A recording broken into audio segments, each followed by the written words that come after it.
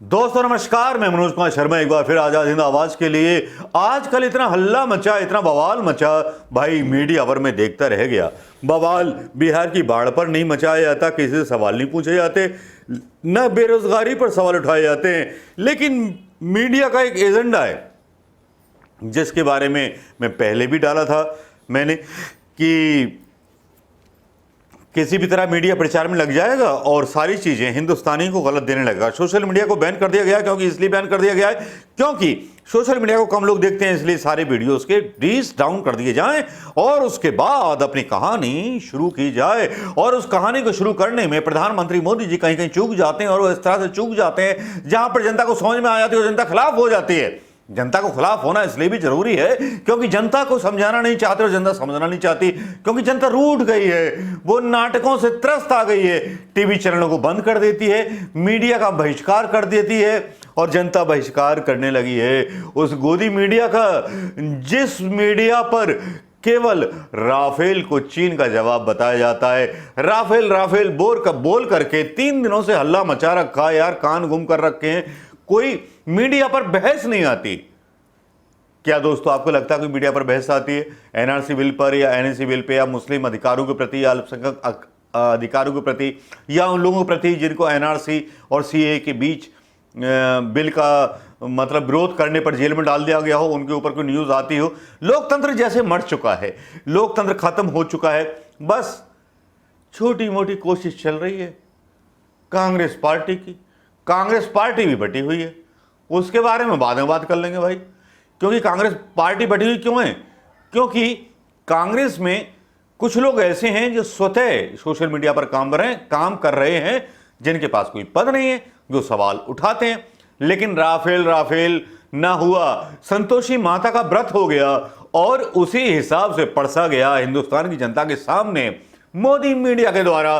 अंजना ओम कश्यप जैसी एक जिम्मेदार पत्रकार जब राफेल के गाने लगे जिसमें बताया जाए राफेल आ जाएगा तो कोरोना का भी इलाज हो जाएगा, राफेल आ जाएगा तो राम मंदिर भी बन जाएगा, राफेल आ जाएगा तो चीन को तो हम मिनटों में उड़ा देंगे। वाह क्या शानदार दाव है। बस राफेल के बारे में गाना गाते रहिए और चीन का स्वागत अपने देश की सीमा में करते रहिए। अब मैं प्रधानमंत्री मोदी जी से पूछना चाहूंगा कि कुछ चीन के कंपनियों के शेयर हमारे हिंदुस्तान में बढ़ने लगे अचानक से, उस पर उनका क्या जवाब होगा? वो जवाब तो कुछ नहीं होगा, बस इस वीडियो पर बैन करने का एक सिलसिला होगा जो चलता रहता है हमारे साथ। हम सच्ची बातें बोलते हैं तो कड़वी लग जाती हैं भक्तों को भी, हमें बुढ़ा बोला जाता है, सुअर बोला जाता है, कुत्ता बोला जाता है। भैया हम तो मोदी जी को कुत्ता, सुअर और भड़वा नहीं बोलते। वैसे एक बात बता दें, जिसकी पत्नी छोड़ के भाग जाए उसको भड़वा बोलते हैं, ये हमारे गांव में कहावत थी, लेकिन हमने तो ऐसा कुछ बोला नहीं। तो भैया भड़वे नहीं, सॉरी, प्रधानमंत्री मोदी जी कम से कम ये क्लियर कर दें कि देश की समस्याओं की समाधान केवल राफेल से निपट गया। उन राफेल से जो 126 विमान आने वाले थे, अब केवल कुछ 26 के आसपास आने वाले हैं। जो आपने राफेल के विमान मंगाए हैं उस पर ही जवाब दीजिएगा हजूर आला, तो बड़ी मेहरबानी होगी। जरा सच बोल दीजिएगा हिंदुस्तान की जनता के सामने, अपने भक्तों के सामने, देश प्रेमियों के सामने, राष्ट्रभक्तों के सामने कि जो मंगाए गए हैं वो सेकंड हैंड मंगाए गए हैं या फर्स्ट हैंड मंगाए गए हैं, या वो आपके सौदे का हिस्सा थे जिसमें आपने हिंदुस्तान को बेवकूफ़ बनाया। दोस्तों मेरी एक सीरीज देख सकते हैं आप राफेल पर, पूरा एक सीरीज बनी हुई है, मैं इस वीडियो में टैग करूंगा, तब आपको सच्चाई समझ में आएगी राफेल के। जो गोदी मीडिया आपको नहीं बताना चाहते, ना अंजना ओम कश्यप, ना अर्नब गोस्वामी, ना रजत शर्मा, ये लगता है कि सब कुछ खरीद लिया गया है, ये सब कुछ बैल प्लानिंग से चल रहा है, चाहे मीडिया हो, चाहे कार्यपालिका हो, या मतलब मैं बोल नहीं सकता, सब कुछ अपने हिसाब से फैसले किए जा रहे हैं। लगता है कि अब इमरजेंसी जो है घोषित नहीं है, ये बिना घोषित की हुई इमरजेंसी है जिसमें प्रधानमंत्री मोदी जी हर दाव खेल लेना चाहते हैं, सरकारों को गिरा लेना चाहते हैं, सब कुछ कर लेना चाहते हैं, साथ में अपने लोगों की ही बेइज्जती कर देते हैं। कैसे कर देते हैं ये अगले वीडियो में बात होगी दोस्तों। लेकिन राफेल पर इतना ज़्यादा धुआंधार प्रचार करना मेरी समझ के बाहर था। शायद कोरोना के जो मरीज मर रहे हैं उनकी नाकामयाबी पर प्रधानमंत्री से एक सवाल तो ये गूंगा मीडिया, ये नामर्द मीडिया पूछ सकता था। इस नामर्द मीडिया ने एक भी सवाल प्रधानमंत्री मोदी के एक भी मिनिस्टर से नहीं किया। अशोक गहलोत की सरकार को गिराने वाले वॉइस टेप के आरोपी गजेंद्र शेखावत से एक भी सवाल नहीं किया। बिके हुए हैं तो है क्या, सब हकीकत समझ गए हैं, जनता भी हकीकत समझ गई है राफेल की और गोदी मीडिया की। और गोदी मीडिया की लोकप्रियता इसीलिए कम होती जा रही है, लोगों ने टीवी देखना छोड़ दिया है। राफेल पर झूठ और जनता की पकड़ और जनता की सच्चाई या राफेल के झूठ कब सामने आ जाएं कोई नहीं कह सकता।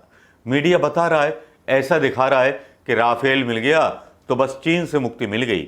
चीन को प्रधानमंत्री मोदी जी एक भी बार बयान में ये नहीं बोल पा रहे खुल करके, जिस तरह से पाकिस्तान के लिए बोल देते हैं, चीन के लिए एक बार भी नहीं बोल पा रहे कि भैया पीछे हटो हमारी सरहदों से। जो लाल बहादुर शास्त्री की हिम्मत थी, जवाहरलाल नेहरू की हिम्मत थी, भले ही उन पर आरोप लगाए गए हों कि इतने किलोमीटर ज़मीन ले ली थी, लेकिन जवाहरलाल नेहरू ने युद्ध लड़ा, लाल बहादुर शास्त्री ने युद्ध लड़ा, लेकिन मोदी जी बिना युद्ध किए ही हार गए और राफेल पर अपने भांगड़ा करने में व्यस्त हैं। तो भारतीय जनता पार्टी का ये भांगड़ा क्या जनता को पसंद आएगा? जनता भी असलियत समझ चुकी है कि किस तरह से प्रधानमंत्री मोदी जी देश का इस्तेमाल करने लगे हैं, भावनाओं का इस्तेमाल करने लगे हैं। राफेल के ऊपर किस तरह से आज का ड्रामा चला वो मोदी जी के लिए उल्टा भारी पड़ गया। यूं तो मोदी जी से बहुत सारे सवाल पूछे जाने बाकी हैं, राफेल को छोड़ करके राम मंदिर पर भी और बहुत सारे सवाल पूछे जाने बाकी हैं। राफेल क्यों महंगा आया, किस लिए महंगा आया, उसको भले ही न्यायपालिका ने दबा दिया हो, मोदी जी ने अपना जो एक सिस्टम था उसको बिठा करके भले ही नाकाम कर दिया हो न्यायपालिका को, क्योंकि आजकल वही चल रहा है। क्योंकि न्यायपालिका का सहारा लेकर के और प्रेस का सहारा लेकर के सारी सरकारों को तोड़ा जा रहा है जो लोकतांत्रिक प्रक्रियाओं से बनी हुई हैं। लेकिन यहाँ वाकई में मोदी जी की दाद देनी पड़ेगी। मोदी जी वाकई चतुर एक ऐसे प्रधानमंत्री हैं, एक ऐसे नेता हैं जिनको मैनेजमेंट करने वाला एक ऐसा व्यक्ति मिल गया है, अमित शाह नाम का, जो सारे गेम अपने आप खेलता है।